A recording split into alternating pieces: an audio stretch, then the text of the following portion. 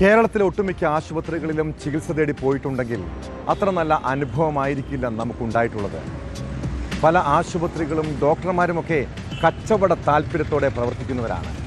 കൃത്യസമയത്ത് ചികിത്സ പോലും നിഷേധിക്കപ്പെടുന്ന സാഹചര്യമുണ്ടാകാം. എന്നു കരുതി നിയമം കയ്യിലെടുക്കാനോ ആശുപത്രിയിൽ ആക്രമണം നടത്താനോ ഒരാൾക്കും അവകാശമില്ല കേട്ടോ. ആരോഗ്യ പ്രവർത്തകർക്ക് നേരെയുള്ള ആക്രമണം ഗുരുതരമായ കുറ്റകൃത്യമാണെന്ന് മനസ്സിലാക്കിയാൽ നല്ലത്.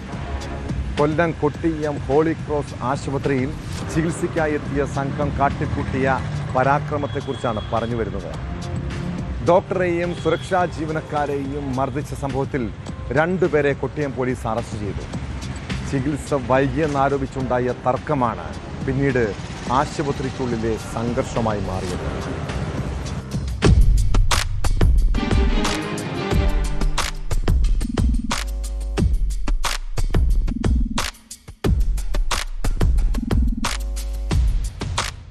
കഴിഞ്ഞ ദിവസമാണ് കണ്ണനല്ലൂരിൽ കാറുമായി കൂട്ടിയിടിച്ചുണ്ടായ അപകടത്തിൽ പരിക്കേറ്റ ബൈക്ക് യാത്രികൻ കുളപ്പാടം സ്വദേശി അബ്ദുൾ റസാഖിനെ നാട്ടുകാർ ഹോളി ക്രോസ് ആശുപത്രിയിൽ എത്തിച്ചത്.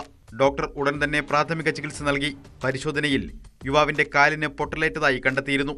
ഇതിനിടെ പരിക്കേറ്റ യുവാവിന്റെ പിതാവും സുഹൃത്തുക്കളും ആശുപത്രിയിലെത്തി. ചികിത്സ വൈകിയെന്നാരോപിച്ച് പിതാവ് ഡോക്ടറോട് തട്ടിക്കയറുകയും അസഭ്യം പറയുകയും ചെയ്തു. തുടർന്ന് ഡോക്ടറുടെ മുഖത്ത് മൊബൈൽ ഫോൺ ഉപയോഗിച്ച് അടിച്ചതായും പരാതിയിൽ പറയുന്നു.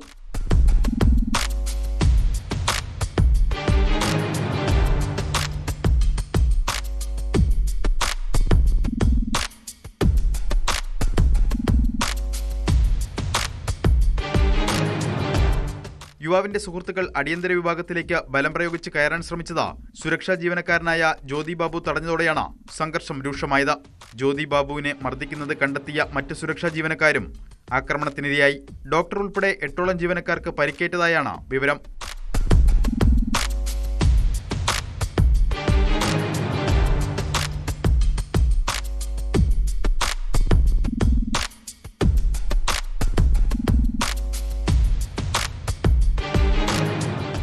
പരിക്കേറ്റ അബ്ദുൾ റസാഖിനെ പിതാവും ബന്ധുക്കളും ചേർന്ന് പിന്നീട് മറ്റൊരു സ്വകാര്യ ആശുപത്രിയിലേക്ക് മാറ്റി. സംഭവമറിഞ്ഞ് കൊട്ടിയം പോലീസ് സ്ഥലത്തെത്തി ആക്രമണത്തിൽ ഉൾപ്പെട്ട 2 പേരെ അറസ്റ്റ് ചെയ്തു. നെടുമ്പന സ്വദേശി ഉബൈദ, കണ്ണനല്ലൂർ സ്വദേശി ഹാഷിം എന്നിവരാണ് പിടിയിലായത്. വൈദ്യപരിശോധനയ്ക്ക് ശേഷം കോടതിയിൽ ഹാജരാക്കിയ പ്രതികളെ റിമാൻഡ് ചെയ്തു.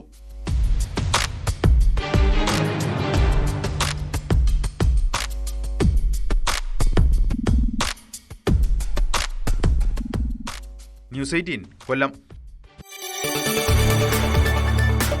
കൂടുതൽ വാർത്തകൾക്ക് news 18 Keralam YouTube channel subscribe ചെയ്യുക.